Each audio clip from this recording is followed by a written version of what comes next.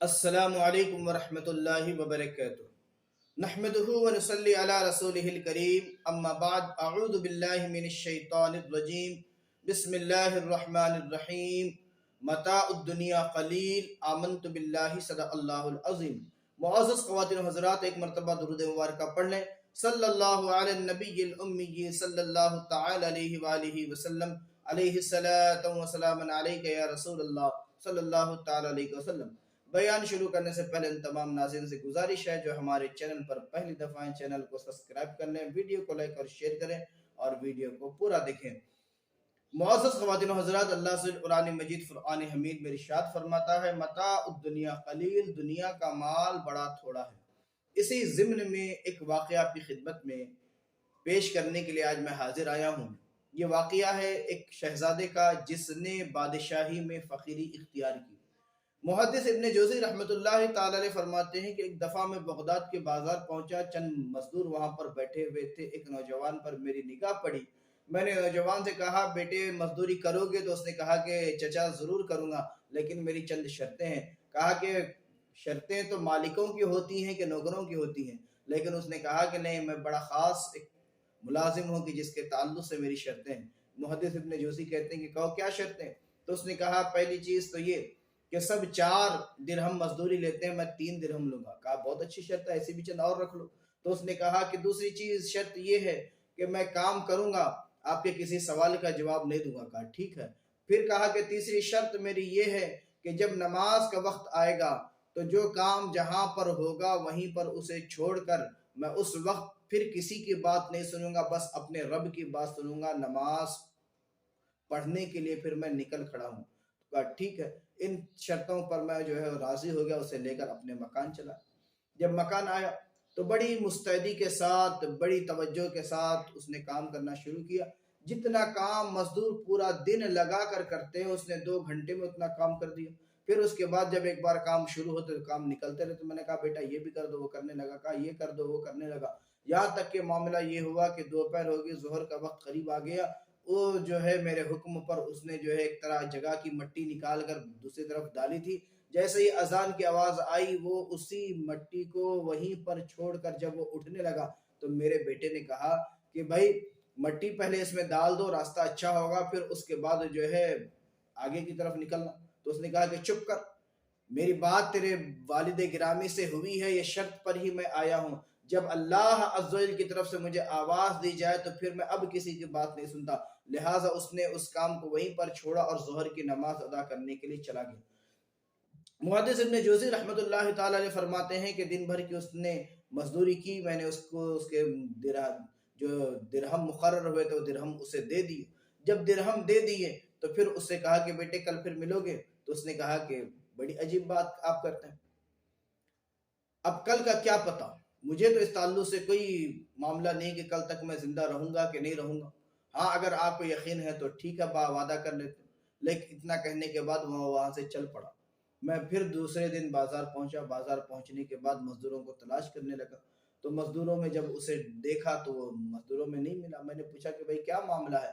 کل جو نوجوان یہاں پر مزدوری کے لیے آیا تھا آج وہ نظر نہیں آتا۔ تو دوسرے مزدوروں نے کہا کہ جناب وہ صرف ہفتے کے دن ایک دن صرف آتا، پورے ہفتے میں صرف ایک دن آتا ہے، مزدوری کرتا ہے، پھر اس کے بعد وہ مزدوری کے لیے نہیں آتا۔ اس لیے کہ وہ کہتا ہے کہ بس ایک دن کی مزدوری سے وہ اپنے گزر بسر پورے ایک ہفتے کا کر لیتا ہے، اسے اور اس کی ضرورت نہیں ہے، اور باقی وقت وہ اللہ کی عبادت کرنے میں، دین سیکھنے میں اور اپنے معاملات کو درست کرنے میں لگا رہتا ہے۔ اب وہ دوسرے ہفتے کو ہی آئے گا۔ تو امام محدث ابن جوزی رحمۃ اللہ علیہ فرماتے ہیں کہ دوسرے ہفتے کو میں پہنچا، پھر انہی شرائط کے ساتھ اس سے مزدوری طے کر کے انہی شرائط کے ساتھ میں اپنے گھر لے آیا، کام اس سے لیے، پھر اس کے بعد جیسے مزدوری دی، پھر وہ چلا گیا۔ پھر ایک ہفتہ میں اس کا انتظار کیا، پھر ایک ہفتے کے بعد اسے لے آیا۔ 3 ہفتے تک تو کام کرتے رہا، لیکن اس کے بعد جب چوتھا ہفتہ میں اسے لینے بازار پہنچا تو اس ہفتے کے دن بھی کہ جس دن وہ آیا کرتا تھا آج اس دن بھی وہ موجود نہیں تھا۔ میں نے پوچھا مزدوروں سے کہ بتاؤ بھائی کیا ہوا، وہ آج بھی نہیں آیا؟ تو مزدوروں نے کہا کہ جناب کیا بتائیں، وہ سخت بیمار پڑا، بڑی شدت کی بیماری میں، بڑے شدت کے مرض میں مبتلا ہے۔ میں نے اس کے گھر کا پتہ پوچھا تو مزدوروں نے کہا کہ بغداد کے اس قبرستان کے پیچھے جو کچی عمارتیں ہیں کچے مکان ہیں، وہاں پر وہ ایک جگہ پر رہتا ہے۔ تو میں نے اس کا پتہ لینے کے بعد اس کچی عمارتوں والے، کچے مکانات والے اس علاقے میں، اس محلے میں پہنچا، پوچھتے پوچھتے جو ہے اس کے گھر تک پہنچا، آواز دی تو اس نے کہا کہ محدث ابن جوزی آ جائیں۔ میں اندر گیا تو دیکھتا ہوں کہ وہ جو ہے ایک محویت میں ہے۔ جب میں اس کے قریب پہنچا، بولا کیا بات ہے؟ کہا کہ محدث ابن جوزی بیٹھے۔ تو میں نے پوچھا کہ تم نے میرا نام کیسے معلوم کیا، تمہیں کیسے پتا چلا؟ تو اس نے کہا کہ نام کے تعلق سے آپ رہنے دیں۔ اپنے جیب میں ہاتھ ڈالا، وہی درہم، 3 درہم جو مجھ سے مزدوری کر کے اس نے لیے تھے وہ میرے ہاتھ میں رکھا۔ رکھنے کے بعد کہا کہ جناب آپ مجھ سے ایک وعدہ نہیں کرتے؟ میں نے کہا کیا وعدہ ہے؟ کہا کہ آج رات میں انتقال کر جاؤں گا، ان 3 درہموں کو اپنے پاس رکھیے، صبح جو ہے اس سے میری تجہیز تکفین کا آپ انتظام کر دیں۔ اگر آپ یہ کام کر لیں گے تو پھر میری طرف سے آپ اجر کے مستحق ہوگے اور اجر اللہ عز و جل آپ کو عطا فرمائے گا۔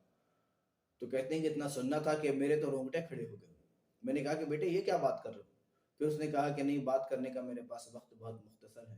اپنے جیب میں اور ہاتھ ڈالا، ہاتھ ڈالنے کا ایک انگوٹھی نکالی اور میرے ہاتھ میں رکھا۔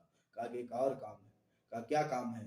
یہ انگوٹھی آپ جب میری تجہیز و تکفین سے فارغ ہو جائیں تو شاہی دربار کے قریب پہنچا، بادشاہ ہارون رشید عصر کے وقت اپنے مکان سے، اپنے محل سے نکلتا ہے، جب وہ جانے لگے وہ تو توجہ نہیں دے گا، آپ اسے آواز دینا وہ نہیں رکے گا، تو اس وقت آپ کہنا کہ بادشاہ تیری ایک امانت میرے پاس، تو وہ رک جائے گا تو یہ انگوٹھی اسے دے دینا۔ اتنا کہا، میں نے اور سوالات کرنے چاہے تو اس نے ہاتھ جوڑ لے، کہا کہ وقت مختصر ہے، زندگی بڑی گناہوں میں گزری ہے، توبہ کا موقع بہت کم ہے، اب یہ بچے ہوئے وقت کو میں اللہ کی عبادت میں گزارنا چاہتا ہوں، لہٰذا آپ مہربانی فرمائیں۔ اتنا کہنا تھا اور وہ اللہ کی عبادت میں پھر سے مصروف ہو گیا۔ کہتے ہیں کہ میں وہاں سے لوٹ آیا، لیکن وہ رات بڑی مشکل مجھ پر گزری، اس کے خیالات، اس کے سوالات، اس کے جوابات، اس کی ملاقاتیں، اس کی کیفیتیں میرے سر میں گردش کرنے لگی۔ مجھے سکون نہیں ملتا تھا، مجھے چین نہیں ملتا تھا کہ آخر یہ کیسا نوجوان ہے۔ کہتے ہیں صبح ہوئی تو میں اس کے مکان پر پہنچا تو دروازہ کھلا تھا، ہاتھ رکھا، دروازہ کھل گیا۔ جب اندر پہنچتا ہوں تو اتنی بہترین خوشبو اندر سے نکلی، پتہ چلتا تھا اس کی کیفیت کو دیکھ کر کہ ابھی رسول اللہ کا دیدار کر کے سویا۔ میں قریب پہنچا تو یقیناً اس کی روح قفص انصری سے پرواز کر چکی تھی، چہرہ کھلا تھا۔ میں اپنے ساتھ چند آدمیوں کو لے آیا، ہم نے اس کی تجہیز و تکفین کا انتظام کیا۔ جب جنازہ لے کر باہر گلی میں نکلے تو پتہ نہیں کہاں کہاں سے اللہ کی مخلوق جمع ہوئی، بازاروں کوچوں سے گھومتے ہوئے ہم قبرستان کی طرف پہنچے۔ پھر ایک کثیر تعداد نے اس کا جنازہ ادا کیا۔ جب جنازے سے فارغ ہو گئے، کفن دفن سے فارغ ہو گئے، پھر اس کے بعد اس کی وہ امانت جو مجھے پہنچانی تھی خلیفہ ہارون رشید تک، بادشاہ ہارون رشید تک، میں لے کر اس کے انتظار میں کھڑا رہا۔ کیا دیکھتا ہوں کہ عصر کے بعد خلیفہ یعنی بادشاہ ہارون رشید اپنے محل سے باہر نکلا ہے اور وہ سیر کے لیے جب وہ قدم بڑھانے لگا تو میں نے اسے پیچھے سے آواز دی، بادشاہ ہارون رشید، لیکن وہ میری طرف توجہ وہ نہیں دے رہا تھا۔ پھر میں نے کہا کہ تمہاری امانت میرے پاس ہے، تو وہ رک گیا۔ میں اس کے قریب گیا، قریب جانے کے بعد وہ انگوٹھی نکالی اور اس کے ہاتھ پر رکھی۔ جب اس نے انگوٹھی دیکھی تو فوراً پوچھتا ہے کہ انگوٹھی والا کہاں ہے؟ تو میں نے کہا کہ وہ انگوٹھی والا اس کا تو انتقال ہو گیا، تجہیز و تکفین ہو گئی۔ کہا کہاں اس کی میت کی؟ میں اسے لے کر اس قبرستان پہنچا۔ کیا دیکھتا ہوں کہ خلیفہ ہارون رشید اس کی قبر پر لیٹ کر رو رہا ہے، آنسو بہا رہا ہے، قبر کی مٹی کو اٹھا کر اپنے سر پر ڈالتا ہے۔ اسی کیفیت میں میرے بدن پر رونگٹے کھڑے ہو گئے۔ میں نے بادشاہ کو مخاطب کرتے ہوئے کہا، بادشاہ میرے چند سوالات کا جواب تو دے دے، کیفیت بڑی میری کیفیت بالکل مختلف ہے، نہ اس نے کچھ جواب دیے، نہ تو کچھ جواب دیتا ہے، نہ اس لڑکے نے مجھے جواب دیا کہ وہ کون ہے، وہ کہاں کا رہنے والا ہے، اس کی کیفیت کیا ہے، اور نہ تو کچھ کہتا ہے، بتا آخر معاملہ کیا ہے، ورنہ تو میرا جسم کے اعضاء، میرا جسم بھی اسی کیفیت میں، اسی سوچ میں کہیں پھٹ نہ جائے۔ تو بادشاہ کھڑا ہوا، کھڑا ہونے کے بعد کہتا ہے کہ یہ میرا لڑکا تھا۔ اللہ اکبر، اللہ اکبر، اندازہ تو لگائیں، بادشاہ کا لڑکا، اور کیفیت یہ کہ فقیروں کی اس نے زندگی گزاری، اللہ کی عبادت و ریاست میں اس نے زندگی گزاری۔ بادشاہ کہتا ہے کہ میرا بیٹا جب تھوڑا بڑا ہوا تو اس نے مجھے نصیحت شروع کی، کہا ابا جان کیا کرو گے اتنے پیر جو پھیلائے ہوئے ہو، جب دنیا سے جاؤ گے تو کیسے سمیٹو گے، کیسا ان تمام چیزوں کا بارگاہ خداوندی میں حساب دو گے، کس انداز میں اللہ عز و جل کے حضور کھڑے ہوگے۔ میں اسے ہر بار محبت کے ساتھ سمجھاتا، بیٹے اگر میں بادشاہت سے دست بردار ہو جاؤں تو پھر یہ بادشاہت جو ہے ظالموں کے ہاتھ میں چلی جائے گی، وہ مخلوق خداوندی پر ظلم و ستم کے پہاڑ توڑیں گے۔ لیکن اسے بات سمجھ میں نہیں آتی تھی، اس کی کیفیتیں بالکل مختلف تھی، اس کی سوچیں بالکل مختلف تھی، اس کے انداز بالکل مختلف تھے۔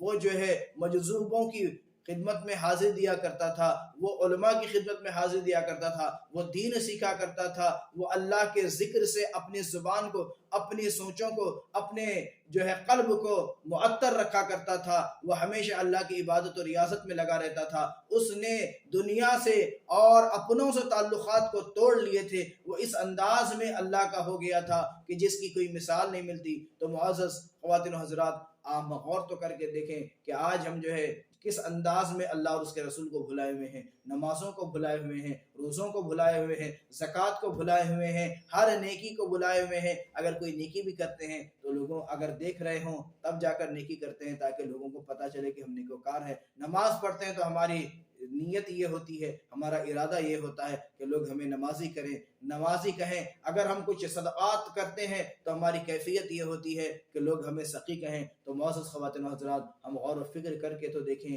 کہ ہم نے زندگی میں کیا لے کر جانا ہے۔